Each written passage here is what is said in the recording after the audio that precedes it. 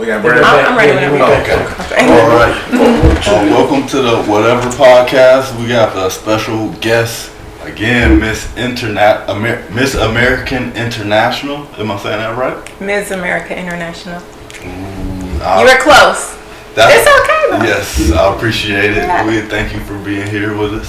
Thank you. So, a lot of people get it confused and think these pageants are just about beauty, but it's mostly about telling people what you stand for, or I can't think of a good word, but it's usually a cause you want to project. Could you tell us about yours? Of course. So when you have pageants, we all have to have a platform that we love and that we're compassionate about. And mine is Brain Tumor, Brain Cancer Awareness. And the reason that this is my platform is because my husband, he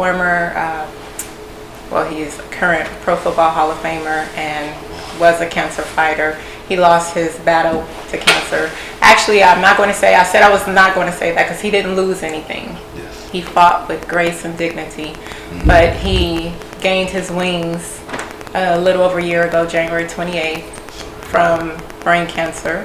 And when he was diagnosed, it changed our lives forever.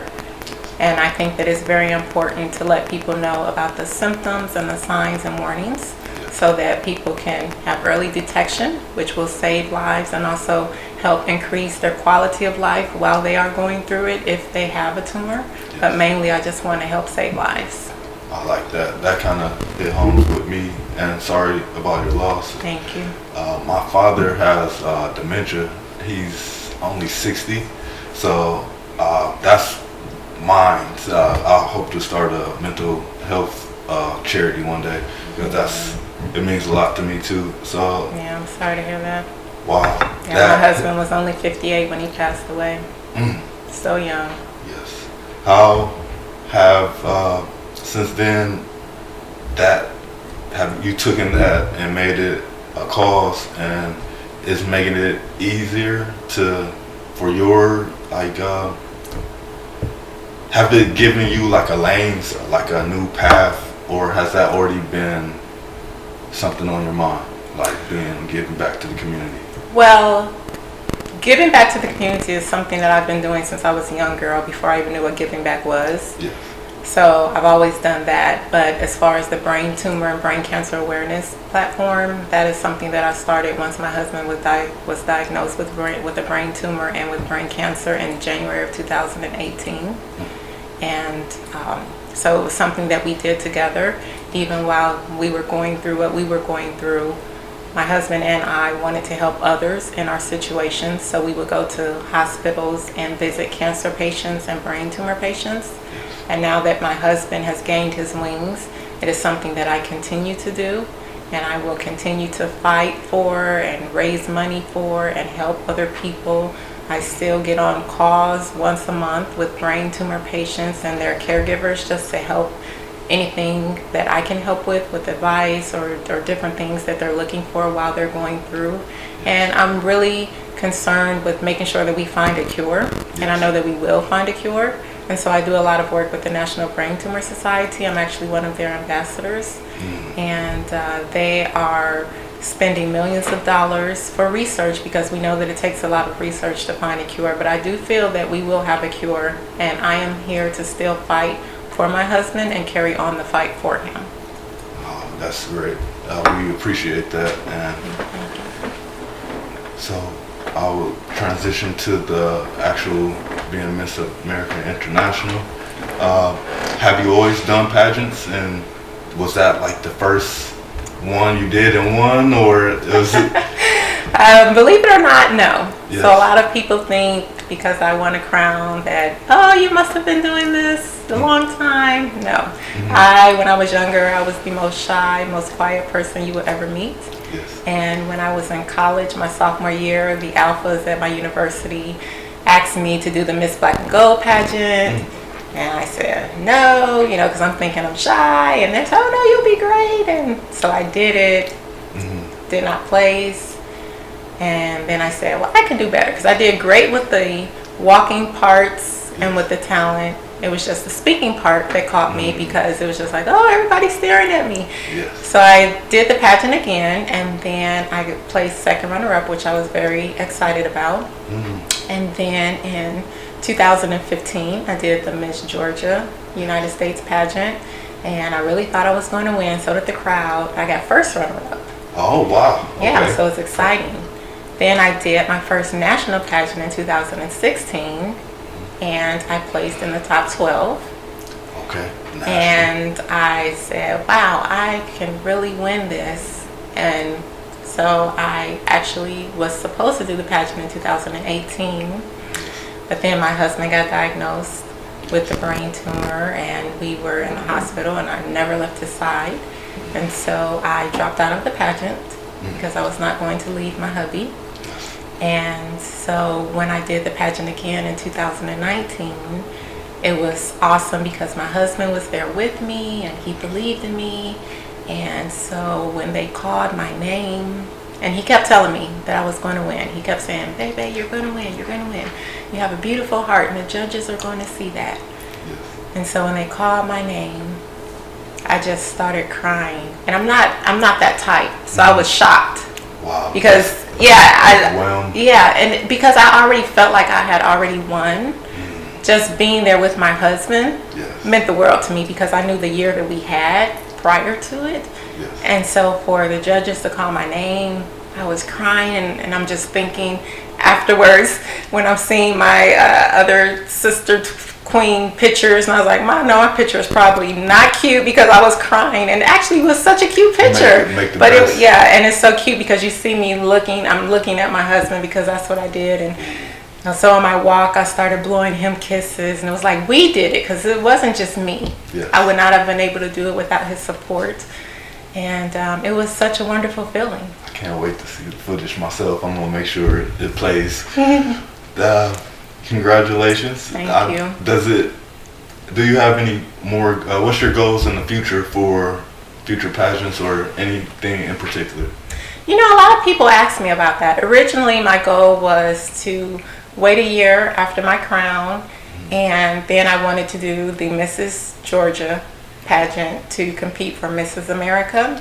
Okay. And now I'm not able to do that with my husband passing, and so I'm not really sure. I just know that I'm enjoying having my crown and bringing awareness for brain tumor, brain cancer awareness. I also help just great causes. I have my own nonprofit organization that I started, Making a Better Me Incorporated, for our youth. I have a Tall Girls Rock organization that I started because I'm 6'2" and a half, and I've been this height since the age of 13. And I'm one of the few tall girls that love being tall. And I meet so many girls and women who wish they were short or they slouch, and so I want to help build their self-esteem. And so I'm just living life and continuing to do things to, first, I want to make God proud, and then secondly, I want to continue to make my hubby proud. Oh, I appreciate those answers. And it's like, it's not a pageant right now, no, but so to wrap it up, we have the two segments, the whatever's on your mind, and then your top 5 inspirations. Okay. So would you like to do your top 5 inspirations? And it could be from your hobbies or just life in general, or just people you grew up watching, like on TV. So that's easy for me, being an athlete. Okay. Are you ready? Yes. Yes. Oh, before we get to your top 5. Okay. What sports did you play being 6'2"? Basketball. Yes. State championships in high school, or my high school did a 3-peat. Volleyball, track, softball, ballet. Wow. Yeah, I think those are the main ones. Oh, and let's not forget golf. That's what I do all the time now with hubby and I. That's what we did. He taught me how to golf, and he was an excellent golfer. So right now I love golfing and playing volleyball still. And I'm still playing celebrity basketball games as well. Okay. Yeah. You probably beat me. I thought I was good. Probably on the golf course too. My dad had me start when Tiger Woods came out. Smart. He was like, "You gonna get out there and play?" I love it. So I've been playing about since he's with him now. I haven't played it since he can't anymore, but I miss it. I was the opposite of you. I was 5 foot even my sophomore year, and I graduated high school 6'1". So I still had little man syndrome in my mind. I'm still thinking I'm short. So it's cool to hear the opposite of it, that I wouldn't think anyone would be upset about being tall coming from my perspective. Right.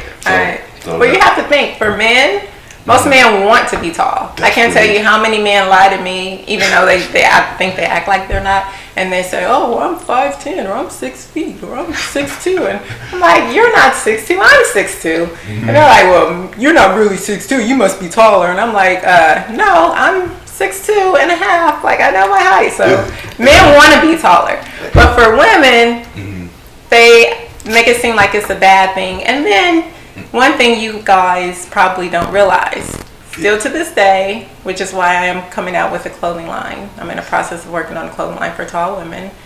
We're still not able to go in a store and buy pants that are long enough. Our shirts aren't long enough.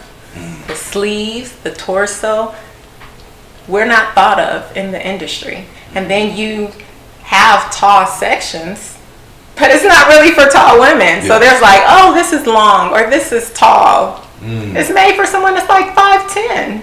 So that is giving me a lot to think of. I have a 5-year-old daughter, and she looks like she's going to be taller than me already. So this is tips I'm going to take for the future. That's pretty cool.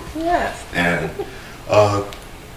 could you tell us where we can find you on social media also? Sure. So my social media is LaTresa, ITSLATRESA, and that's where I am. Awesome. Yes. Okay. You ain't get out of your top 5 sport players then. Yes, your top 5 athletes. So do you want them from 5 to 4? I mean 5 to 1 or 1 to 5? 5 to 1. Okay. So 5, I would have to say Serena Williams. Definitely. I love what she has done in the game of tennis and for women and just African Americans all around.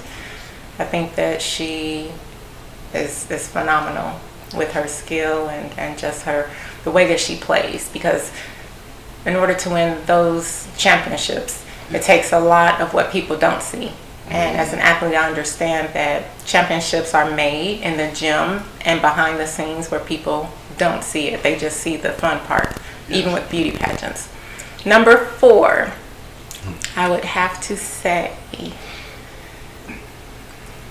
Dwayne Wade, because with him, he became my favorite athlete when he was beating my team, the Detroit Pistons. Oh. Okay, so I'm watching them in the finals. Oh, do you? I hate the Pistons. You hate the Detroit basketball! I'm from Toledo, Ohio. Oh, that's why. Yeah. Okay. It's okay. Self-explanatory. Yeah, it's okay. But what I really loved about watching him play, I was like, who is this number 3? And why does he not miss? Yes, I know. And then I found out he had the flu. You know what I'm talking about? Yes. And so I was just so shocked and amazed. And then when they won, I was like, okay, I like watching him play because he was a very talented player. And when he won the MVP and the title, they asked him, how does this feel? You just won the championship and you just won MVP. How does this feel? And you know his response? Next to my wife and my son is the next best thing. Wow. Tell me what athlete you have heard say that. And to me, that said a lot about him and his character. Yeah. And I said, wow, he seems like a great person and loves his wife and his son. And that meant a lot to me. So he's definitely number 4. Wow, that is great. When someone says something on the moment like that, you can tell it's really their foundation and not. Usually people are trained to say God first and then, but to say that, it's evident now how he's protecting his son on social media. And I love it, right? Yes. Because that's what they need is the love and support of their parents. Yes. There's too many youth that are committing suicide, or they don't feel loved, they don't feel heard. Yes. And too many parents act like their children don't have a voice, or you're a child, stand in a child's place. Yes, there needs to be a child's place, but they also need to know that they have a voice and someone that they can talk to. So I appreciate that. Number 3, I am going to have to say my favorite golfer outside of my hubby, Tiger Woods. You watched this documentary? Did you watch Tiger? Yes, come on now. My husband gave me a Tiger book. When I tell you I love golf, Yes. but I love Tiger Woods. He is phenomenal. I was so happy to see him win another title because I knew it was coming, and I still want him to keep winning more. What he has done for the game of golf has never been done. Every single golfer out there should thank him, because the reason that they make all of the money that they do when they win is because of Tiger Woods. That's true. He has literally changed the game of golf. Yes. I watched the documentary, and I used to say, like, man, Tiger Woods was basically the first person to get canceled. So we watched it, and we were realizing, like, out of all the stuff people did, it's like what he had to go through to come back. They don't even realize he played a whole year with almost a broke leg and still won the U.S. Open. Then that went through that, came back. It's like, I call myself a phoenix because you burn and rise from the ashes. He did that. Like, he might have one of the best phoenix stories. Doesn't he? Yes. And to me, that's also what I tell youth about success. Yes. Because everyone has their own definition of success, but you cannot tell someone if they're successful or not, because you have no idea the obstacles that they had to overcome. And to me, that's the definition of success. So we could both go and shoot basketball, and let's say we're shooting free throws. You can make 6 shots, I can make 6 shots. Yes. For me, I may think, oh, that wasn't too successful because I may normally make 10. Yes. But for you, you may have normally made 1. So for you, 6 is really great, and that's successful for you. So everybody's definition can be different, even if you do the exact same thing. So that's why I always tell people, do not look at other people to judge your success. Yes. Know what you have gone through. Know your struggles.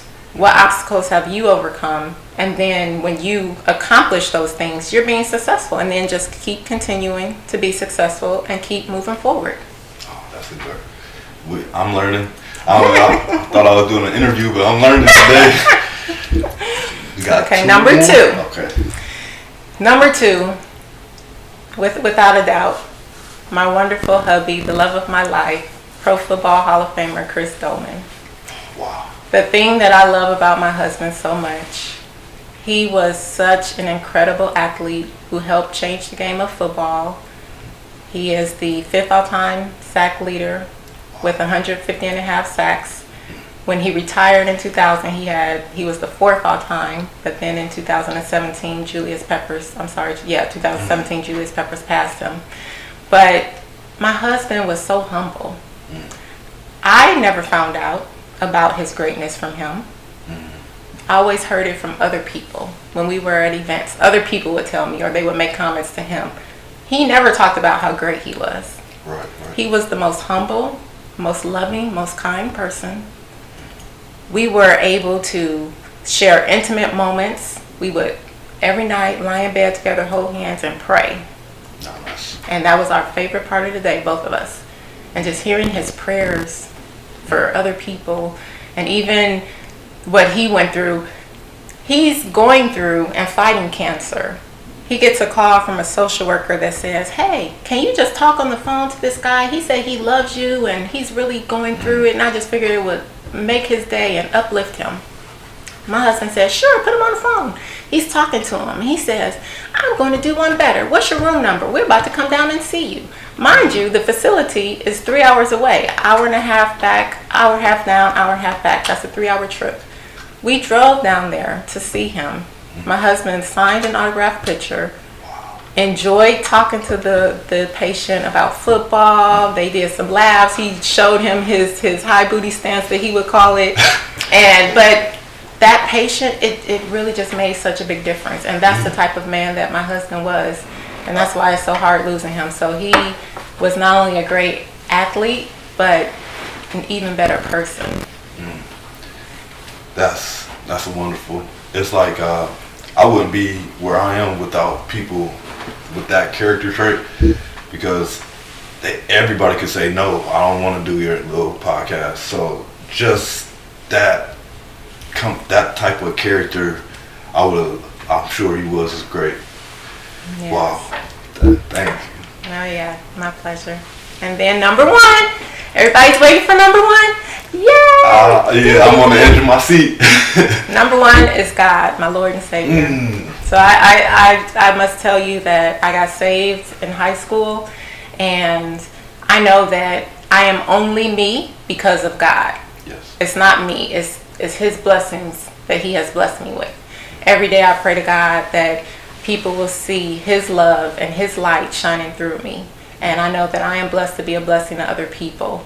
And the reason that I am Ms.America International, it's not because of LaTresa, it's because of God.